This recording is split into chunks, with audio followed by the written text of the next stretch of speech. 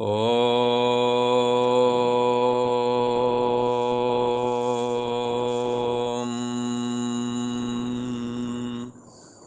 ओम गुरु ब्रह्मा गुरु विष्णु गुरुदेव महेश्वरा।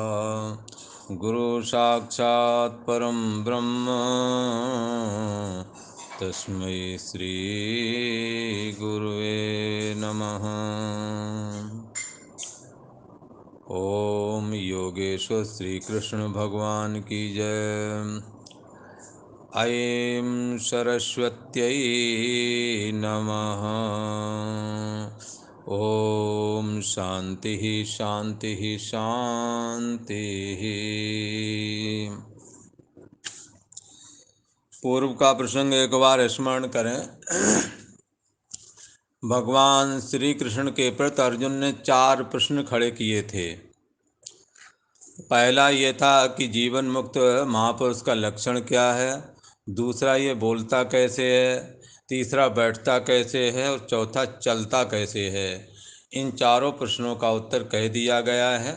प्रथम प्रश्न के उत्तर में भगवान ने कहा है, जब ये पुरुष मन में आई हुई संपूर्ण कामनाओं का भली भांति त्याग कर देता है और अपने आप से अपने आप में स्थित रहता है, अर्थात अपनी आत्मा से अपनी आत्मा में ही तृप्त रहता है, संतुष्ट रहता है, उस समय इसकी बुद्धि परमात्मा में स्थित है, ऐसा समझना चाहिए। और दूसरे प्रश्न का उत्तर है, किम प्रभाषित कैसे बोलता है, तो उसका चित्त का जो स्तर होता है, किसी का भी हो, वो उसी तरह की उसके शब्द, उसके वाक्य, उसकी भाषा निकलती है। तो इसके भी चित्त का स्तर परमात्मा में, समरूप परमात्मा में इसकी बुद्धि स्थित होने की वजह से ये सुख और दुख में समतापूर्वक बोलता है। सुख में सुखी होकर के और दुख में दुखी होकर के नहीं बोलता, अपितु चित्त की जो साम्य अवस्था है उसी में वो अपनी स्थिति को रखता है, क्योंकि परमात्मा निर्दोष और सम है, इसलिए ये अपने चित्त को सदैव निर्दोष और सम स्थिति से ही कोई भी वाक्य बोलता है। तीसरा प्रश्न कहते हैं कि भाई बैठता कैसे है, तो ये स्थित प्रज्ञ पुरुष, ये जीवन मुक्त महापुरुष अपनी इंद्रियों को समेट करके बैठता है। साधक समेटता है, पर ये जीवन मुक्त पुरुष की इंद्रियां स्वयं सिमट ही जाती हैं। जैसे साधक विषयों से अपनी इंद्रियों को निवृत्त करता है, पर इस जीवन मुक्त महापुरुष के लिए कह दिया गया है कि इसकी इंद्रियां खुद विषयों से भागें। जानो तभी कि अब हम जागे, जब मन खुद विषयों से भागे। स्वयं ही इसका मन अब शब्द स्पर्श रूप रसगंध आदि जो विषय हैं, इसमें इसकी स्वाभाविक प्रवृत्ति नहीं रह गई, इसकी वासना से प्रेरित होकर के प्रवृत्ति नहीं रह गई है, पर अपितु जो आवश्यकता के अनुसार, शरीर की आवश्यकता के अनुसार जो स्वाभाविक प्रवृत्ति ही है उतनी ही है, उससे अधिक नहीं। इसलिए इसका मन विषयों से स्वयं निवृत्त हो रहा है, निवृत्त करना नहीं पड़ता है, क्योंकि ये समरूप परमात्मा में स्थित है, उसमें विषयों का अत्यंत अभाव है। और चौथा प्रश्न जो है खड़ा किया था कि ब्रजेत किम चलता कैसे है, तो चलने का मतलब यहाँ आमतौर पर चलने का नहीं, बल्कि जीवन जो चल रहा है उसमें जीवन ये कैसे अपना चलाता है, इस विषय का प्रश्न था। तो ये अपना जीवन चलता है राग द्वेष विक्तस्तु विषयानिंद्रियश्चरण, ये अपने जीवन रूपी जो मंजिल, ये जो यात्रा करता है, इसमें ये कहीं पर ना तो राग रखता है और ना कहीं किसी के साथ द्वेष करता है, और राग द्वेष से रहित होकर के ही अपनी इंद्रियों को विषयों में भेजता है, और राग द्वेष से रहित होकर के ही अपनी इंद्रियों को वापस भी कर लेता है। जितने भी विषय हैं, इन विषयों में राग द्वेष की व्यवस्था पहले से ही है। यदि आपको विषय अनुकूल पड़ेगा तो उसमें आपका राग हो जाएगा, और प्रतिकूल होगा तो उससे द्वेष करेंगे। शास्त्र कहता है, ये गीता शास्त्र मानो कहना चाहता है कि आप राग और द्वेष से ना बंधें। राग और द्वेष की व्यवस्था ये प्रकृति ने हर विषय के साथ जैसे विषय रचा गया उसके साथ में राग और द्वेष भी रच दिया गया है। इसलिए हमने विषय का सेवन करना है पर राग और द्वेष का सेवन नहीं करना है। तो ये जो अपनी जीवन रूपी यात्रा करता है, इस यात्रा के करते समय ये विषयों का सेवन करता है पर राग द्वेष नहीं करता। यही वजह है कि इसके चित्त में उन विषयों के प्रति आसक्ति नहीं होती है। आसक्ति ना होने की वजह से इसका सारा जीवन निर्दोष और सम जो ब्रह्म है उसके जैसा अपनों को बना लेता है। इसलिए निर्दोषम ही समम ब्रह्म तस्मात् ब्रह्मणि ते स्थिता। इसलिए ये साधक जो था, ये पुरुष जो था, अपने मन को जब निर्दोष और सम बना लिया तो समाधि रूप परमात्मा भी सेम ऐसा ही था। इसलिए चित्त परमात्मा में लीन हो जाता है, कैवल निर्वाण को प्राप्त हो जाता है। नशा पुनरावर्तते, फिर उसका पुनर्जन्म नहीं होता। ऐसी बात बताई। इस तरह से भगवान श्री कृष्ण ने अर्जुन के उठाए हुए जो 4 प्रश्न थे उनका उत्तर दे दिया। अब भगवान श्री कृष्ण कहते हैं कि जो युक्त और अयुक्त 2 प्रकार के पुरुष होते हैं। युक्त वो है जो शरीर मन और इंद्रियों को बस में रखता है, शास्त्र के अनुसार आचरण करता है, भगवत चिंतन में लगा रहता है, ऐसा युक्त कहा गया है। इसके विपरीत जो है वो अयुक्त है। तो युक्त पुरुष को ही ये सब प्राप्त होता है जो भगवान श्री कृष्ण ने अभी तक कथन किया। भगवान की भक्ति करने वाला, भगवत चिंतन करने वाला पुरुष ही जाकर के परमात्मा का चिंतन करता हुआ, गीता शास्त्र का स्मरण करता हुआ अपनी बुद्धि को समाधि रूप परमात्मा में स्थिति लाभ प्राप्त करा सकता है। जो युक्त नहीं है, जिसने मन और इंद्रियों का निग्रह नहीं किया, उनके लिए ये बात संभव नहीं है। तो उसी विषय की अब चर्चा करेंगे। जो युक्त पुरुष हैं उन्हें तो अंततः परम शांति की प्राप्ति होती है, और जो अयुक्त पुरुष हैं, जिन्होंने शरीर मन इंद्रिय आदि का निग्रह नहीं किया, भगवत चिंतन आदि में नहीं लगे, शास्त्र अनुरूप जिनों का आचरण नहीं है, उनको अंततो गत्वा अशांति प्राप्त होती है। अब इस विषय का भगवान निरूपण करने वाले हैं, और ये दूसरे अध्याय का 66वां श्लोक है।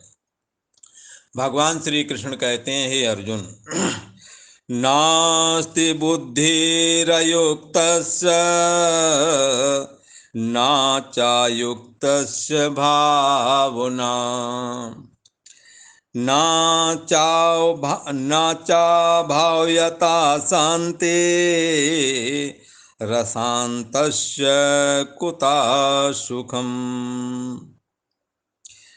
कहते हैं, हे अर्जुन, अयुक्त जिसने मन और इंद्रियों को नहीं जीता है वो पुरुष कहा जाता। ये शास्त्र की बात है, वहाँ उस पुरुष को अयुक्त कह दिया। युक्त का मतलब ठीक है और अयुक्त मतलब नहीं ठीक है। ठीक है किसको कह रहे हैं? जिसने मन इंद्रियों का निग्रह किया, भगवान की चिंतन में भजन में लगा हुआ, वो युक्त है, ठीक है। अयुक्त जिसने भगवान का चिंतन नहीं किया, मन इंद्रियों का निग्रह नहीं किया, उसको यहाँ अयुक्त करके कहते हैं। तो कहते हैं अयुक्त जिसने मन और इंद्रियों को नहीं जीता, ऐसे पुरुष में जो एक मुश्किल खड़ी होती है वो ये कि उसकी बुद्धि ना, उसमें बुद्धि नहीं होती। तो किसी ने कहा ये कैसी बात कह दी? बुद्धि तो होती है। बोले बुद्धि तो होती है पर एक निश्चय वाली बुद्धि नहीं होती। बोले एक निश्चय कौन सा है? एक निश्चय ये है कि हमने परमात्मा का भजन करना है, हमने कामना नहीं रखनी है, हमने अपने कर्तव्य कर्मों को करते रहना है, अपने भी काम निपटाना है, दूसरों को भी काम आना है, पर बदले में कुछ चाहना नहीं। ये एक निश्चय है। हमने तुमसे कुछ चाहना नहीं, काम कर देना, ठीक है, हमारा शरीर कामयाब है, हम तुम्हारे शरीर से कर देंगे, हमारे पास पैसा है, हम पैसे से कर देते हैं। तुम्हारे से बदले में हम ये नहीं चाहते कि तुम्हारे यहाँ आकर झाड़ू पोंछा कर जाओ अथवा बेकार कुछ कर जाओ। ऐसी कोई इच्छा नहीं है। ये एक बहुत बड़ी इच्छा है कि दूसरों से शिकवा नहीं करते, काम कर दिया, बदले में कुछ चाहना नहीं, और यदि किसी ने कुछ नफा नुकसान छोटा मोटा कर दिया तो जल्दी से किसी को लेकर के ये उसने ऐसा कर दिया, उसने ऐसा कर दिया, ये भी नहीं उसके जीवन में होता है। इस शिकवा शिकायत से भी वो अपने को दूर रखता है, इसलिए उसका जीवन इतना निर्मल होता है। उसके चित्त की स्थिति को आंख पाना बड़ा कठिन पड़ता है। ये किस स्थिति में जीता है। कई बार सेवा करने वाले लोगों का जो जिनके चित्त उतना स्तर नहीं है, वो लगता है कि ये शायद इसीलिए हैं क्या, लगता है ये हमारे सेवा के लिए लगाए गए हैं क्या, ऐसा उन्हें कई बार लगता है। पर ये उनकी भूल है। उनको समझना चाहिए कि जैसे ये करते हैं ऐसे हमें भी दूसरों के प्रति करना चाहिए, ना कि ऐसा भाव रख लेना, एक अधिकार की दृष्टि से ले लेना कि नहीं तुम्हें ऐसा करना ही पड़ेगा। अरे कोई नौकर से भी ऐसी अपेक्षा नहीं रखता, आप सेवादार से ये अपेक्षा क्यों रखते हैं। आप सेवादार को ऐसे ही लें, हाँ, जैसे आप मेहनत करते हैं वैसे ही वो भी मेहनत कर रहा है। आपको मेहनत पर यदि कोई कुछ व्यंग कर दे, कुछ ऐसा वैसा कह दे तो आपको दुख लगता है। तो आप दूसरों के प्रति ऐसा क्यों कहते हैं। आपको इससे बचना चाहिए, बल्कि सहानुभूतिपूर्ण बर्ताव करना चाहिए सेवक के साथ में।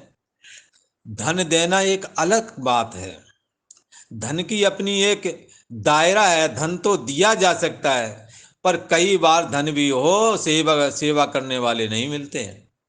कितने लोग ऐसे हैं वृद्धाश्रम में, बुजुर्गों की हालत खराब है और वो कहते हैं 15-20 हज़ार जितना भी चाहिए हम देंगे, पर कोई कर दे, पर करने वाले नहीं मिलते हैं। और यदि करने वाले मिल जाएं तो अगला आदमी शुक्रिया अदा करता है, चलो कम से कम मिल तो गया।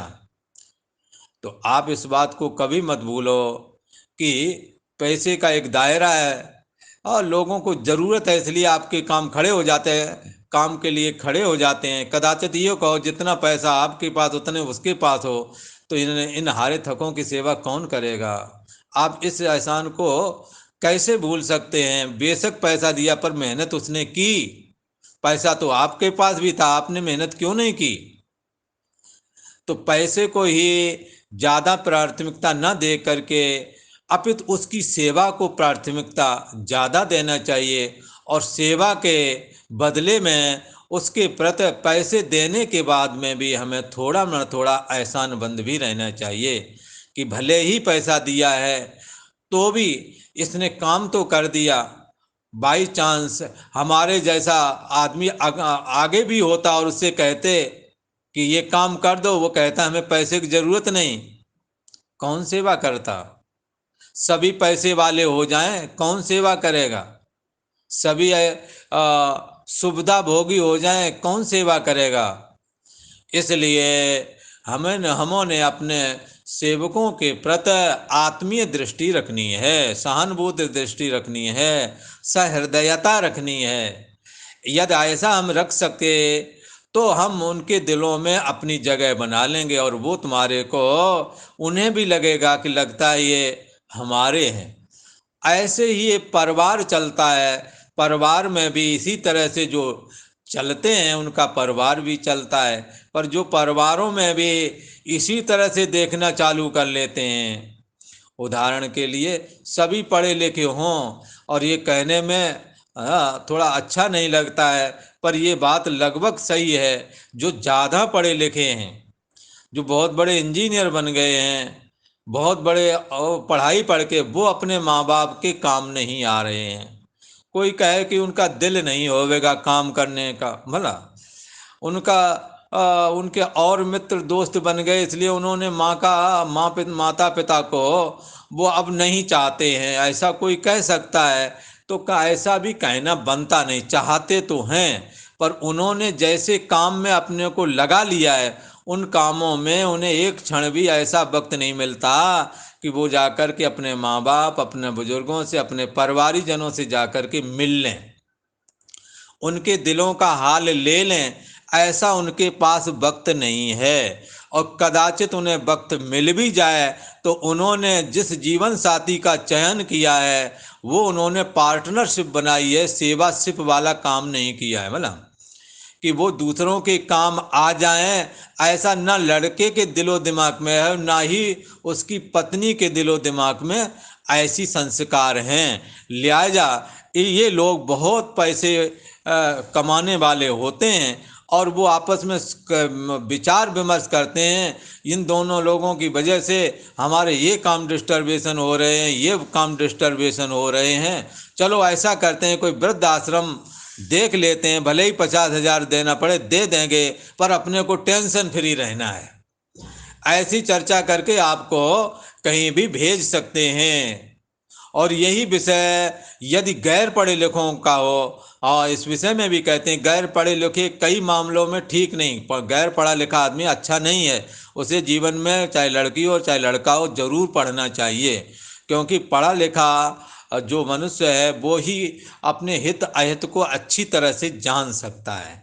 पर ये बात भी नहीं नकारी जा सकती है कि आज के समय आप सर्वे करें, जो पढ़े लिखे नहीं है, जो थोड़ा कमाते हैं, जिनके पास गाड़ी नहीं है, जो मेहनत करके आते हैं, कई बार वही माँ बाप को पालते हुए तुम्हें मिलेंगे। और जिनके पास बहुत पैसा है उनके पास उनके पास वक्त ही नहीं है कि उनके पास जाएं, और जाएंगे भी तो भी पैसे को कभी पत्नी के भय की वजह से नहीं दे पाते हैं, कभी पति के भय की वजह से नहीं दे पाते हैं, कभी आकर के वो ही अपने 1000 काम ऐसे गिना देते हैं कि हम 1.5 लाख जरूर कमाते हैं पर हमें 10 लाख की जरूरत है। तो तुम्हारे पास जो ये पैसा रखा है ना थोड़ा, जो पिताजी वाला, ये पैसा हमें यदि दे दो तो हमारा वो काम चल जावे। और गैर पढ़े लिखे बैठे हुए हैं घर पे, जो उनके रोटी आदि चला रहे हैं, झाड़ू पोंछा कर रहे हैं, उनकी और इन्होंने कोई बात नहीं की कि भाई इनका कैसे खर्चा चलता है, भाई तू कैसे कमा के लाता है, उसका नहीं पूछ रहे हैं। तो इस तरह के हालात बने हुए हैं। इसकी वजह है हमों श्रीमद् भगवत गीता का सहारा छोड़ दिया है, हमों शास्त्र का सहारा छोड़ दिया है। उन्नति हो इसके लिए अपन भी यही कामना करते हैं कि सभी सुखी रहें, सभी बहुत अधिक कमाएं और काबिल बने, बुद्धिजीवी बने। पर बुद्धिजीवी बनकर के बुद्धि का उपयोग अपने से बड़ों को अपमानित करने के लिए यदि करने लगें तो इससे अच्छा है कि वो बुद्धिजीवी ना ही हुए होते। और धन कमाने के बाद में फिर उसी मकान में ये लगने लगे इसमें कौन रहेगा, इसमें मच्छर लगते हैं, इसमें वो लगते हैं, ऐसा यदि कहने लगे तो फिर लगता है इनका धन भी बेकार ही है, हमारे खासकर परिवार के लिए तो बेकार ही है, भले ही दूसरों के काम में आ जाए। इस करके हमें शास्त्र और अपने से बड़ों का सदैव सत्कार करते हुए उनकी टूटे फूटे शब्दों को आशीर्वाद मान करके चलना चाहिए। कई बार वो तू तड़ाक के बोलते हैं, इन्हें लगता है देखो ये कितने असब आवारा गमार लोग हैं, तू तड़ाक के बोलते हैं, आप करके बोलते हैं, आप बड़े प्रेम से बोलते हैं, पर हृदय से वैमनस्यता को नहीं निकाल पाते। आपसे परिवार के किसी सदस्य ने कुछ कह दिया, देखो उसने हमें ऐसा कहा था, आप सेट कर लेते हैं मोबाइल में, कंप्यूटर में सेट कर देते हैं। अरे इस वैमनस्यता बुद्धि को नोट मत करो, ये बगैर नोट ही नोट की हो जाती है हृदय में। आप इसको कभी नोट मत करो, यदि आपने नोट करना है तो ये बात नोट कर लो, हमारे ऐसे बड़ों ने हमसे आड़े वक्त में क्या कहा था, कैसे हमें मदद दी थी, तुम इस पॉइंट को केवल नोट करो और दूसरी बातों को मत नोट करो, क्योंकि ये निषिद्ध कर्म तुम्हारा जीवन हो अथवा हमारा जीवन हो, ये अपने आप हो ही जाते हैं। रोज संभल के बोलने वाले वक्ता लोग भी बहुत सारी जगह संभल के बोलते बोलते जबान फिसल जाती है, कुछ का कुछ निकल जाता है। इसलिए इस कुछ का कुछ जो निकला हुआ जो ये वाणी है, इस वाणी को आप प्रमाण ना मान करके इसके लिए बखेड़ा मत खड़ा करो। क्रोध के वशीभूत होकर के आप परवारी लोगों में कोई ना कोई कुछ ना कुछ बोल देता है, उसको वहीं का वहीं छोड़ दो और जो अच्छी बात ग्रहण की, जो बोले हैं उसको ग्रहण करो। आप भी दूसरों की मदद का इरादा बनाएं, उनकी अच्छी बात का एहसान माने, आपका भी वो एहसान मानेंगे। हर समय एक जैसी बुद्धि नहीं रहती। क्रोध शांत हो जाने पर अगला आदमी भी आपके प्रति सहानुभूतिपूर्ण ही बर्ताव करेगा। इसलिए हमें चाहिए युक्त बनने की कोशिश करना चाहिए। युक्त कहते हैं जिसने शरीर मन और इंद्रियों को बस में किया है, भगवान के चिंतन का जो इरादा रखता है, जो भगवान के चिंतन में लगा हुआ है, जो दूसरों के आसक्ति और फल की इच्छा से रहित होकर के दूसरे के कार्य भी सिद्ध करता है। ऐसा जो युक्त है वो गीता की नज़र में ठीक है। हमें जीवन में युक्त बनना चाहिए। युक्त और अयुक्त में अंतर क्या है? भगवत गीता यहाँ कह रही है, क्या कह रही है? अयुक्तस्य, जिसने मन और इंद्रियों को नहीं जीता है, बुद्धि ना, उसकी बुद्धि नहीं है, अर्थात उसके अंदर निश्चयात्मिका बुद्धि नहीं बनती कि हमने किसी के प्रति भी कोई फलाकांक्षा नहीं रखनी, किसी से बदले में कुछ नहीं चाहना, ये निश्चय बुद्धि उसके अंदर कभी बनती नहीं है। कुछ मतलब न होने पर भी हम दूसरों के काम में आए, शास्त्र और साधुओं के बगैर ये बात कभी जीवन में समझ में नहीं आती। बेशक आपको बात उड़ती हुई सी नजर आए, पर मैं ये दृढ़ता से कह सकता हूँ, यदि जीवन में दूसरों के काम आने वाले यदि कोई लोग तुम्हें मिल जाएं, जरूर समझना ये अच्छे लोगों की संगत में है। अच्छे लोगों की संगत के बगैर ये बात नहीं आती। इसी प्रकार शास्त्र का श्रवण करे बगैर भगवान के भजन की इच्छा कैसे जगेगी? कौन बताएगा? इस जगत का ईश्वर भी है। जैसे तुम्हारे माता पिता आज नहीं है तो भी तुमसे कोई कहे तुम किससे जन्मे हो, तो तुम कहोगे फला फला से। कहें वो तो यहाँ नहीं दिखाई देता है। बोले बेशक ना दिखाई दे, पर हम हैं तो हमारा बाप जरूर है, हमारी माँ जरूर है। तो आपको ये बात कौन बताएगा कि आप हैं तो इस जगत, ये जगत है, इस जगत का कोई ईश्वर होना चाहिए कि नहीं होना चाहिए? किसी ने पूछा था, कोई कहता महात्मा गांधी से पूछा था, ये जगत है? बोले हाँ है। बोले कोई ईश्वर भी है क्या? बोले हाँ है। बोले क्या सबूत है? बोले जगत जो है ना, या जो कहते हैं ये बेटा है तो इसका बाप जरूर होना चाहिए कोई ना कोई। बोले सबूत का? बोले यही सबूत है। इसलिए ईश्वर है, इसमें सबूत क्या है? दूसरों से मत पूछो, तुम जो हो इसलिए ईश्वर है। आप क्यों नहीं सोचते, समय से सूरज निकलता है, नदियां सब पूरब की ओर भागी चली जा रही हैं, हिमालय जगह से हटता नहीं है। ये किसकी आज्ञा में बैठा है एक जगह? वो भी कहीं चल दे। ये समुद्र में इतना पानी है, जितनी जमीन है उससे 10 गुना ज्यादा पानी है। ये पानी में अभी आप मिट्टी डालो डूब जाती है, जमीन क्यों नहीं डूबती है? 10 गुना पानी है उसमें, ये पृथ्वी रखी हुई है, डूबती क्यों नहीं है? इसके पीछे क्या हेतु है? इस जगत का ईश्वर है, ये शास्त्र कहता है। इसलिए हमने युक्त बनना है। युक्त के लिए क्या कहते हैं? युक्त कौन है? जिसने शरीर मन और इंद्रियों को बस में किया है। बोले शरीर को क्या बस में करना है महाराज? तो शरीर को बस में ये करना है कि हमने जितना शरीर को डोज की जरूरत उतनी डोज खाना है, ठीक है ना? और उससे अधिक खाओगे तो नींद आ जाएगी। हाँ, शरीर की ये बात भी देखना है कि ये जन्मता है, धीरे धीरे बढ़ता है और बढ़ता है, फिर वृद्धावस्था का आता है और फिर बाद में गोविंदाय नमो नमः हो जाता है। तो हमने क्या देखना है कि शरीर को कितना भी आप कर लो, पर इस अवस्था से इस शरीर को गुजरना है। ये सच्चाई आप जान लो, चाहे घी पीते रहो चाहे बादाम खाते रहो, बोला, पर इस स्थिति से शरीर को गुजरना। यहाँ ये कहने का मतलब ये नहीं है कि घी नहीं खाना है, वो नहीं खाना। शरीर के लिए सारी आवश्यकताएं हैं, जैसी आवश्यकता है उसी कौन सा उसके डोज हैं। घी दूध आदि शरीर की आवश्यकता है, वो तो प्राप्त होना ही चाहिए। पर ये खाने वाले भी बूढ़े हो चुके हैं, ये बात को आपको मानना पड़ेगा, ठीक है ना? तो इस करके शरीर को जो आवश्यकता है, जितने कपड़े लत्ते की और गर्मी सर्दी से बचाने की, शरीर इतना भी ना हो कि ज़्यादा डाइट खाने से ज़्यादा फैल जाए, या कम बहुत ज़्यादा कर दें तो भूख के मारे सूख जाए। तो इस तरह से शरीर को हमने कंट्रोल करना है।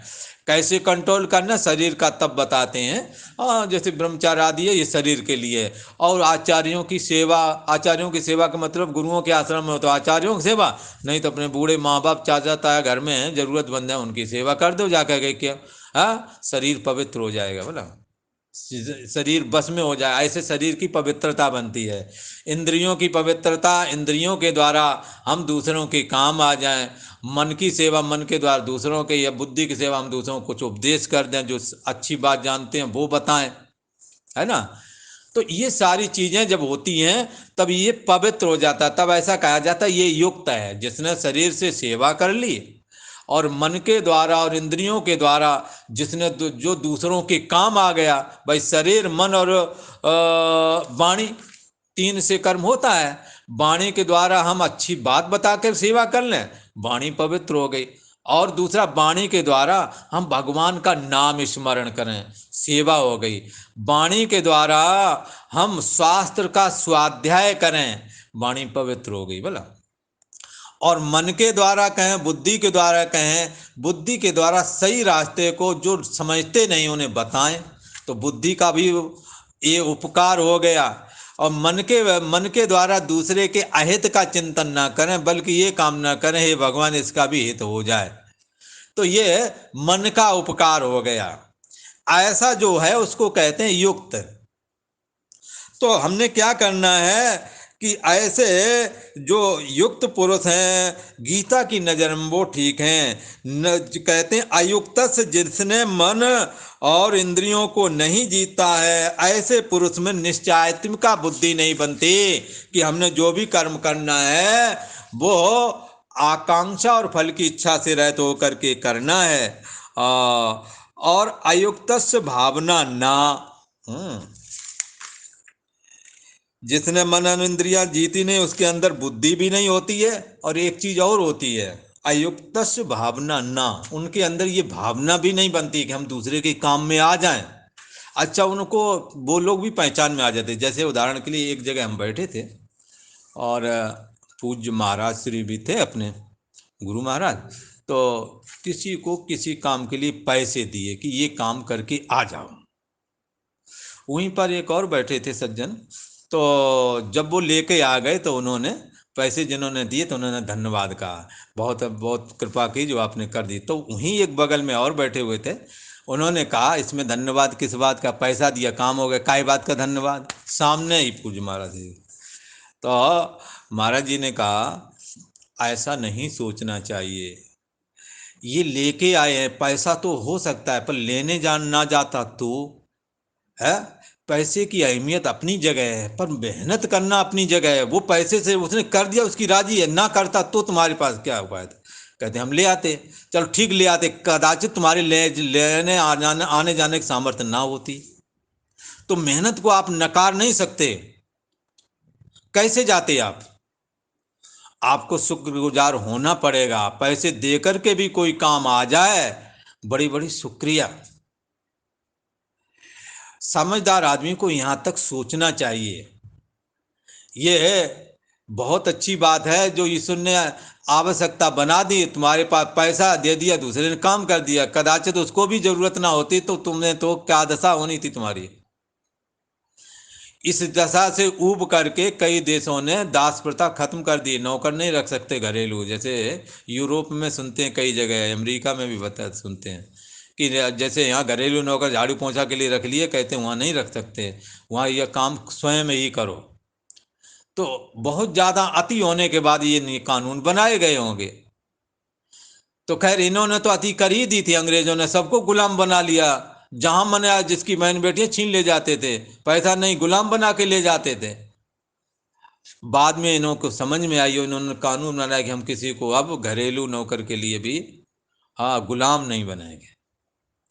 तो ये एक इनके अंदर आयुक्त पुरुष जो होता है ना, जिन्होंने सेवा नहीं की, जिन्होंने का निश्चय नहीं बना, उनके अंदर ये भावना भी पैदा नहीं होती कि काश मैं भी किसी के काम में आ जाऊं। उदाहरण के लिए साधुओं को सब दे, कुछ ना कुछ लोग आते हैं देते हैं, चलो देते हैं, पर लेने का अभ्यास बन जाता, मुझे भी देना चाहिए ये नहीं। न चा भावयता, उनके अंदर भाव नहीं बनता है। ये एक बहुत गलत बात है अपने आप में। इसलिए रामायण में एक जगह कहते हैं, लेत देत मन संक न धरहीं। जैसे आप लेते हैं वैसे दूसरों को देने में भी शंका नहीं करना चाहिए। लेने का है, इसलिए जहाँ पूर्व के ग्रंथों में ब्राह्मण के कर्म बताए गए तो ब्राह्मण का कर्म है दान लेना, और साथ में कह दिया दान देना। क्षत्रिय के लिए कहते हैं केवल देना, लेना नहीं। सभी को नहीं बना देना लेने ही वाला। वैश्य से कह दिया कि भाई तुम देना है, तुमने लेना नहीं, तुमने बस। ठीक है ना। इनसे कहा तुमने लेना है पर देना तुमने जरूर है, नहीं तो तुम्हारा लेना खत्म बेकार हो जाएगा, लेना तुम्हारे को चौपट कर जाएगा। ये दोनों काम इसके हैं। अयुक्तश्च बुद्धि ना, अयुक्त के अंदर मैं दूसरों के काम में आ जाऊं ऐसी बुद्धि नहीं बन पाती है।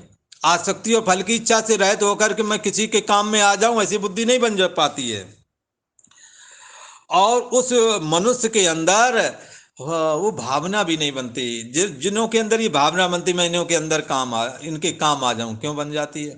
लगता है उन्हों की ये दीनहीन है बेचारा, इसको कोई सेवा करने वाला नहीं है, इसके अंदर भी भगवान ही है, ये भी हमारे बेटे की तरह है, ये हमारे बाप की तरह है। ये क्या, ये भावना नहीं बनती। तुम्हें पैसा मिल जाए, कहीं पड़ा मोबाइल में पड़ा मिल जाए, बेशक आप फंस जाएं, पर आपका दिल करेगा मैं बता दूं, पता नहीं इसके इसमें कौन से फंक्शन हो जिनमें क्या क्या रखा हो, बाद में दुखी होवेगा। कई लोग इसके चक्कर में फंसा भी देते हैं। पर अच्छे आदमी को ये भावना होती है कि लगता है इसका सामान वहां पहुंच जाए। कई बार ये छोटे बच्चे बच्चियां पकड़ में आ जाएं किसी के, लगता है इनके घरों तक पहुंचाए हैं, और कई को लगता है अच्छा हाथ लग गया। उनको भावना नहीं बनती। जैसे अपन पहले ये 20-22 साल की बात है, जंगल में 2-3 लड़के जंगल में घूम रहे छोटे छोटे इधर उधर। तो हमारे यहाँ एक संत थे, तो वहाँ गए उनके ये लड़के, ये हम लोग घूमने जाते थे ना जंगल, अपने रोटी राटी बांध ली, हाँ भोजन पूरा, और तो एक डोलू में भर ली सब्जी दाल, और घूमते रहे घूमते शाम को पहले बहुत आनंद था साधुओं में, कोई किसी से कोई दबाव नहीं था, और लेकर के चले गए जंगल, घूमते घूमते रहे। जब देखा शाम होने वाली तब वहाँ से निकल दिए। तो उसी समय में एक जगह पर 2-3 बच्चे छोटे छोटे दिखाई दिए। उनका यहाँ जंगल में बच्चे कहाँ से आए? वहाँ जाकर के पूछा कहा तुम लोग कहाँ से आओ? बोले हमें एक यहाँ लेके आया, पता नहीं कहाँ छोड़ के चला गया, वो हम लोगों को देखा होगा, भाग लिया होगा। फिर उनको ले आए, वो गुरु भाई थे तो ले आए, वो हम तो नहीं थे, पर वो लेके आए। और उन्होंने कहा ये बच्चे जंगल में मिले थे, उनसे पूछा, बोले फला फला जगह। तो उनको फ़ोन किया तो उनके माँ बाप वहाँ से लेके गए, पर कोई उठा के लाया है, उसके अंदर ये भावना नहीं बनी कि इनको वहां तक पहुंचाए, जब लेकिन वहां से ले और आए। अयुक्तस्य बुद्धि ना, जिन्हों की मन इंद्रियां बस में नहीं है, जो भगवत चिंतन नहीं करते हैं, जिन्हों को दूसरों के पर सेवा का भाव नहीं है, उनके अंदर ये बुद्धि नहीं बनती, और ये भावना भी नहीं बनती मैं भी इनके काम आ जाऊं। और वे कड़ुए से कड़ुआ बोल बोलते हैं ताकि गहरे से गहरे में हमारी बात लगे।